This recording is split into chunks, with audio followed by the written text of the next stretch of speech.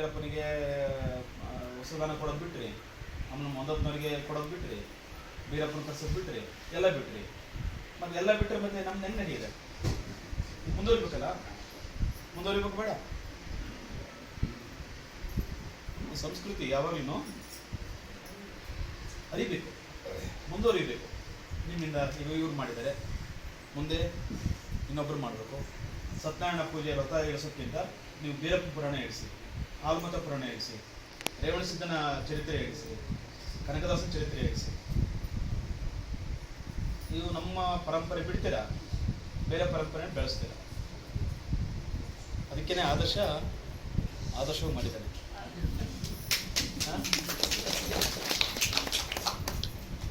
So ಇದು ಗೃಹ ಪ್ರವೇಶದ ಒಂದು ಪದ್ಧತಿ ನಮ್ಮಲ್ಲಿ ಇರುವಂಥದ್ದು. ಡೊಳ್ಳು, ನಗಾರಿ, ಬಸವ, ಕುರಿ, ಕಂಬಳಿ. ನಮ್ಮ ಮನೆ ಒಳಗಡೆ ಕಂಬಳಿ ಭಂಡಾರ ಬಂದ್ಬಿಟ್ರೆ ಪವಿತ್ರ. ನಮ್ಮ ಮನೆ ಒಳಗಡೆ ಗೊರಪುರ ಬಂದ್ಬಿಟ್ರೆ ಪವಿತ್ರ ಆಗೋಯ್ತು ಅಂತ ನೀವೇನು ಯೋಚನೆ ಮಾಡಬೇಡಿ. ಹೌದು, ಇವತ್ತು ಈ ಮನೆ ಪವಿತ್ರ ಆಗಿದೆ. ಗುರುಗಳ ಪ್ರವೇಶ ಆಗಿದೆ, ದೈವ ಪ್ರವೇಶ ಆಗೈತೆ, ನೀವು ಮುತ್ತೈದರ ಪ್ರವೇಶ ಮಾಡಿದ್ದೀರಾ, ಗಂಗೆ ಪ್ರವೇಶ ಇದ್ದಾಳೆ, ಆಲೋಗಿಸಿದ್ದೀರಾ. ಈ ಗೃಹ ಪ್ರವೇಶ ಸಮೃದ್ಧಿಯಾಗಿದೆ ಅನ್ನುವಂಥ ಒಂದು ಕಲ್ಪನೆ ಒಳಗಡೆ ನೀವೆಲ್ಲರೂ ಕೂಡ ಇರಬೇಕು ಅನ್ನುವಂಥದ್ದು. ಇಷ್ಟು ಸಾಂಕೇತಿಕ ಮಾತನ್ನು ಹೇಳಿ ಒಂದು ಮನೆ ಹೇಗಿರಬೇಕು ಅಂತ ಎರಡು ಮಾತನ್ನು ಮುಗಿಸ್ಬಿಡ್ತೀನಿ. ಹರಿಜೋರು ಮಾತನಾಡ್ತಾರೆ. ಒಂದು ಮನೆ ಹೇಗಿರಬೇಕು ಅಂತಂದರೆ ಇಂಜಿನಿಯರ್ ಕೇಳಿದ್ದೀವಿ, ಯಾರಾದ್ರು ಒಳ್ಳೆ ಇಂಜಿನಿಯರ್ ಕೇಳಿದರೆ ಅವ್ರು ಹೇಳ್ತಾರೆ ಒಂದು ಮನೆ ಹೇಗಿರ್ಬೇಕಪ್ಪ ಅಂದರೆ ಇಲ್ಲೇ ಡೈನಿಂಗ್ ಹಾಲ್ ಇರಬೇಕು. ನಮ್ಮ ಸಂಸ್ಕೃತಿಯ ಪ್ರಕಾರ ನಮ್ಮಲ್ಲಿ ಎಲ್ಲ ಮನೆಗೆ ಒಂದೊತ್ತರಿದ್ದಾರೆ. ಆಮೇಲೆ ಮೈಲಾರಿನ ಮಕ್ಕಳು ಬಡ್ಡಾರು ಇವರಿದ್ದಾರೆ, ಯಾರು ಗೊರಪ್ಪನವರಿದ್ದಾರೆ. ಒಂದೊತ್ತನವರು, ಗೊರಪ್ಪನವರು, ಒಡೆಯರು, ಪೂಜಾರಿಗಳು ಅವ್ರನ್ನ ಕರೆದು ಅವ್ರಿಗೆ ವಸ್ತ್ರದಾನ ಮಾಡಿ. ನೀವು ಎಲ್ಲ ಬ್ರಾಹ್ಮಣರಿಗೆ ದಾನ ಮಾಡ್ತೀವಿ. ಪಾಪ ಒಂದು ಗೃಹ ಪ್ರವೇಶ ಅಂತ ಹೇಳಿದ್ರೆ ನಾವು ಆಡಂಬರ ಏನು ಮಾಡೋಕ್ಕೆ ಹೋಗ್ತಾ ಇರಲಿಲ್ಲ. ನಮ್ಮಲ್ಲಿ ಗೃಹ ಪ್ರವೇಶ ಅಂತ ಹೇಳಿದ್ರೆ ನಮ್ಮ ಮನೆಯ ಕುಲದೇವರನ್ನು ಬರಮಾಡಿಕೊಳ್ಳುವಂಥದ್ದು. ಅದು ಬೀರಪ್ಪನ ಮಕ್ಕಳಾದರೆ ಪೂಜಾರಿಗಳನ್ನು, ಒಡೆಯರ್ಗಳನ್ನು ಮತ್ತು ಬೀರದೇವರನ್ನು ಕರೆದು ಒಳಗಡೆ, ಮನೆಯ ಒಳಗಡೆ ಕರಿಕಂಬಳಿ ಗದ್ದಿಗೆ ಹಾಕ್ಬಿಟ್ಟು ಸ್ವಾಮಿನ ಕೂಡಿಸ್ತಾ ಇದ್ವಿ.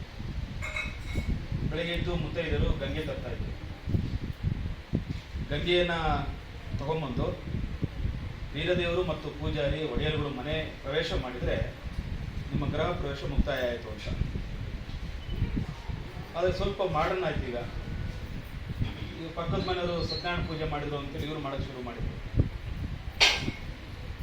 ಸತ್ಯನಾರಾಯಣ ಪೂಜೆಗೂ ಕುರುಬರ ಸಂಸ್ಕೃತಿಗೂ ಸಂಬಂಧ ಇಲ್ಲ.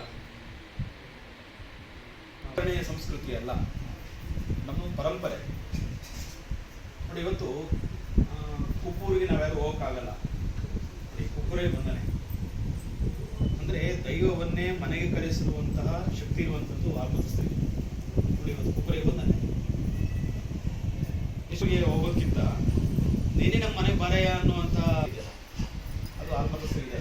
ನೋಡಿ, ಇವತ್ತು ಕುಪ್ಪುರೇ ಬಂಧನೆ ಒಳ್ಳೆ ಗೊತ್ತಿಲ್ಲ. ಇತ್ತೀಚೆಗೆ ಮುಗಿಸೋಕೆ ಶುರು ಮಾಡಿದ್ದಾರೆ. ಕುರುಬರು ಹಸು ಕರು ನುಗ್ಸ್ತಾ ಇದ್ದಾರೆ. ಯಾಕೆ ಅಂತ ಹೇಳಿ, ಕುರಿ ಯಾಕೆ ನುಗ್ಸಿದ್ರು ಅಂತ ಹೇಳಿದ್ರೆ, ಕುರಿ ಹೊಲಸು ತಿನ್ನಲ್ಲ. ಕುರಿ ಹೊಲಸು ತಿನ್ನಲ್ಲ, ಹಸು ತಿನ್ನುತ್ತೆ. ಪವಿತ್ರ ಯಾವುದೇ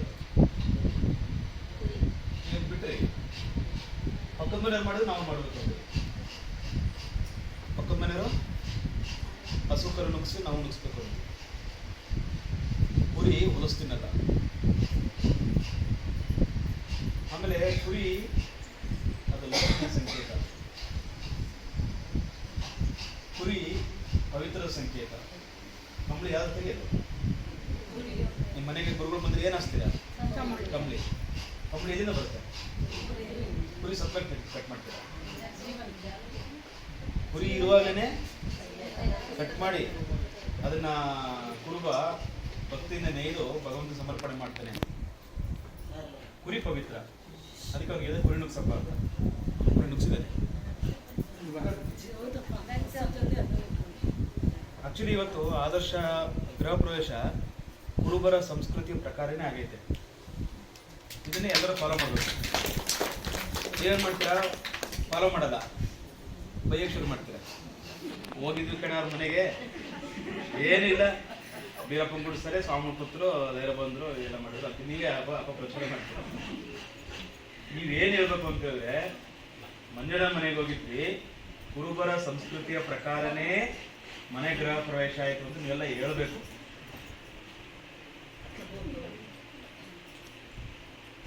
ಗೊತ್ತಾಯ್ತೆ? ಇದು ನಮ್ಮ ಕಲ್ಚರ್. ಈ ಸಂಸ್ಕೃತಿ ಇದೆಯಲ್ಲ, ಗಂಗೆ ಪವಿತ್ರ ಅನ್ನೋ ಕಾರಣಕ್ಕಾಗಿ ಗಂಗೆ ತಗೊಂಡ್ಬರ್ತೀವಿ. ಅರಸೀಕೆರೆ ನಗರದಲ್ಲಿ ನೂತನವಾಗಿ ನವೀಕರಣಗೊಂಡಿರುವಂತಹ ಭಂಡಾರ ಮನೆಯ ಗೃಹ ಪ್ರವೇಶದ ಇಲ್ಲಿ ಭಾಗವಹಿಸಿ ಸಾನ್ನಿಧ್ಯವನ್ನು ಅಲಂಕರಿಸಿರುವಂಥ ಶೂನ್ಯ ಫೌಂಡೇಶನ್ನ ಸಂಸ್ಥಾಪಕರು ಆಗಿರುವಂಥ ಶ್ರೀಯುತ ಹರಿ ಗುರೂಜಿಯವರ ಸ್ಮರಣೆಗಳಲ್ಲಿ ನಮಸ್ಕರಿಸಿ, ಇಲ್ಲಿ ಭಾಗಿಯಾಗಿರುವಂಥ ಸಮಸ್ತ ಬಂಧುಗಳೇ, ನಮ್ಮ ಮಂಜಣ್ಣ ಸುಧಮ್ಮ ಅವರ ಕುಟುಂಬದ ಸರ್ವ ಸದಸ್ಯರೇ, ಆತ್ಮೀಯರೇ, ಇದೊಂದು ವಿಶೇಷವಾಗಿರುವಂಥ ಒಂದು ಸುಸಂದರ್ಭ. ಮನೆಯನ್ನು ನವೀಕರಣಗೊಳಿಸಿದ್ದಾರೆ. ನೀವೆಲ್ಲರೂ ಬಂದು